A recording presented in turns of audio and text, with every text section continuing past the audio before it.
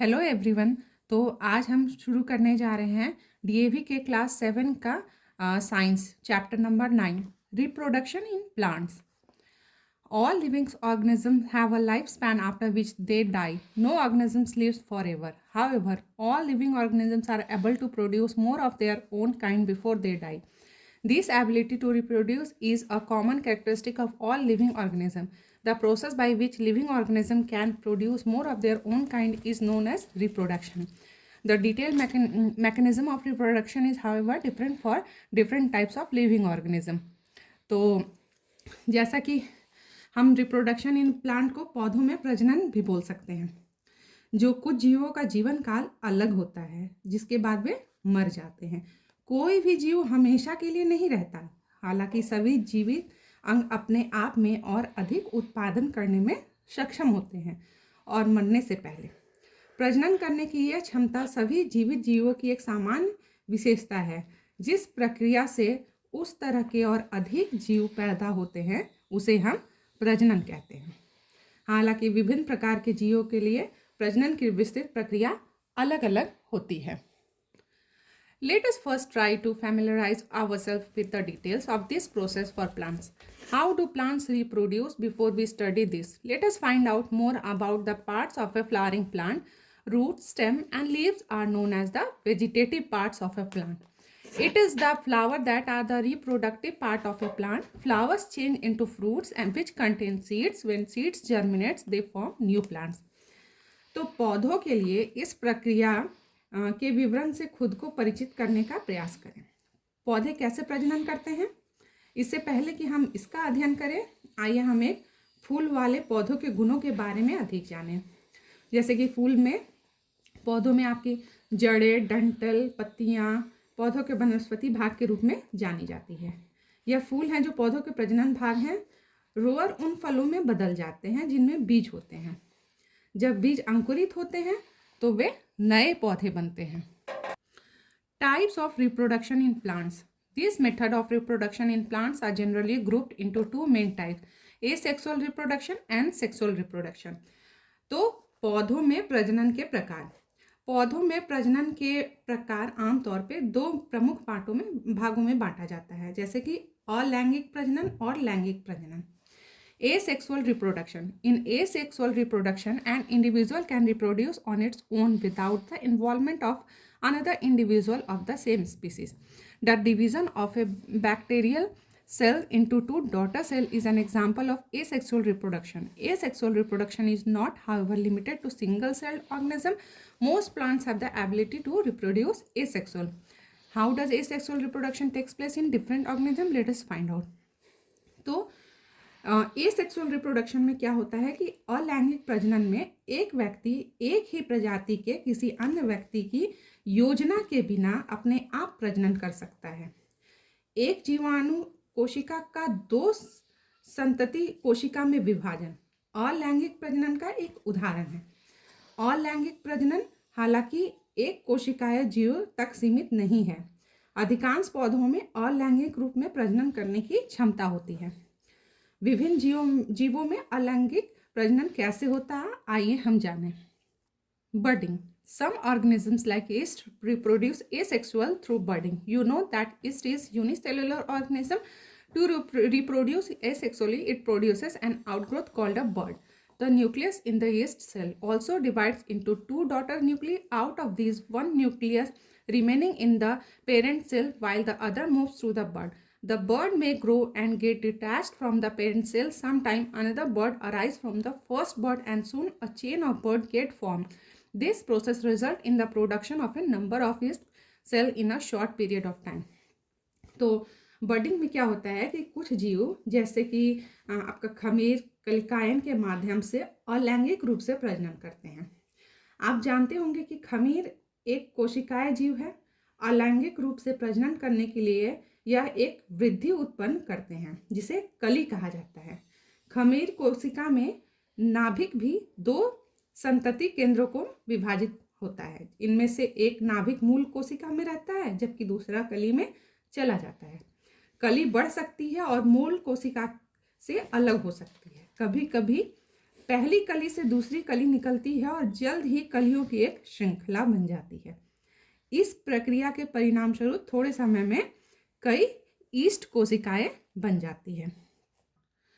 Fragmentation. You might have observed slimy green patches on the ground near ponds and other water bodies having stagnant water. If you try to lift them with a stick, you will see long, fine green thread-like structure.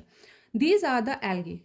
One such alga is Spirogyra. It reproduces asexually by fragmentation. A Spirogyra filament break up into two or more fragments. These fragments grow and develop into new individual. As this process continues, the whole pond may get converted by a green scum. तो fragmentation का मतलब होता है विखंडन, टुकड़ों में बंटना। आपने तालाब और अन्य जल निकायों के पास जमीन पे हरे रंग के चिपचिपे धब्बे देखे होंगे जिनमें पानी रुका हुआ होता है। अगर आप उन्हें छड़ी से उठाने की कोशिश करेंगे तो आपको लंबे बारीक हरे धागे जैसे ढांचे दिखाई देंगे। ये शैवाल होते हैं। ऐसा ही एक सवाल है स्पाइरोगैरा। यह विखंडन द्वारा अलैंगिक रूप से प्रजनन करता है। स्पाइरोगैरा ब्लामेंट 2 या अधिक टुकड़ों में टूट जाता है। ये टुकड़े बढ़ते हैं और नए व्यक्तियों में विकसित होते हैं। जैसे जैसे यह प्रक्रिया जारी रहती है, पूरा तालाब हरे रंग के मैले से ढक जाता है। Spore formation. You may have observed a cottony growth on stale bread or some spoiled food stuff. It doesn't take long for this cottony growth to turn into minute pinhead-like structure of bread mold. These are called sporangia. ये क्या होता है? Singular sporangium, as they have spores in them. The spores are thick-walled, microscopic, asexual, reproducing bodies. They are carried by wind and keep flowing in air. They germinate when they find a suitable medium to grow. तो इसे हम कहते हैं बीजाणु निर्माण। आपने बासी रोटी या कुछ खराब खाद्य पदार्थों पर एक कोट्रोनी वृद्धि देखी होगी। इस जो कपासी वृद्धि को ब्रेड मोल्ड की सूक्ष्म पिन हेड जैसी संरचनाओं में बदलने में अधिक समय नहीं लगता है। इसे स्पैरोंगिया जैसे कि एक वचन स्पैरोंगियम कहा जाता है, क्योंकि इनमें बीजाणु होते हैं। बीजाणु मोटी दीवार वाले सूक्ष्म अलैंगिक रूप से प्रजनन करने वाले निकाय होते हैं। वे हवा द्वारा ले जाए जाते हैं और हवा में तैरते हैं। जब उन्हें बढ़ने के लिए उपयुक्त माध्यम मिलता है तो वो अंकुरित होते हैं। Mosses and ferns also reproduce through production of spores. These are example of non-flowering plant that do not produce seeds. जो काई और फॉर्न्स जो होते हैं वो भी बीजाणुओं के उत्पादन के माध्यम से प्रजनन करते हैं। गैर फूल वाले जो पौधे होते हैं वो बीज उत्पन्न नहीं करते हैं। Vegetative propagation. This type of asexual reproduction is seen in some higher plant. In this method, new plants are produced from the vegetative part like root, stem or leaves of the plant. It is for this reason that this method is called vegetative propagation. तो वनस्पतिक प्रसार, इस प्रकार का अलैंगिक प्रजनन कुछ उच्च पौधों में देखा जाता है। इस विधि में पौधे के वनस्पतिक भागों जैसे जड़, तना, पत्तियों से एक नए पौधे उत्पन्न होते हैं। इस कारण से इस विधि को वनस्पतिक प्रसार कहते हैं। Vegetation propagation from stem. You must have observed potato tubers. Potatoes are the swollen end of the underground stem of the potato plant. They store food in the form of starch. Each potato tuber has eyes-like structures called buds. These buds grow into new plants. तो तने से वनस्पति प्रसार। आपने आलू के कंद अवश्य देखे होंगे। आलू के पौधे के भूमिगत तने के सूजे हुए सिर होते हैं। ये स्टार्च के रूप में भोजन को लेते हैं।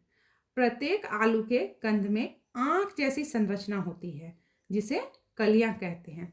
ये कलियां नए पौधे बनाती हैं। Modified stems of ginger and turmeric can also produce new plants. Vegetative propagation in plants like onion takes place through special structure called bulbs. These bulbs are composed of reduced stem with layered fleshy scale leaves. जो अदरक होता है और हल्दी के संशोधित तने भी नए पौधे पैदा कर सकते हैं। प्याज जैसे पौधों में वनस्पतिक प्रसार विशेष संरचनाओं के माध्यम से होता है, जिन्हें बल्ब कहते हैं।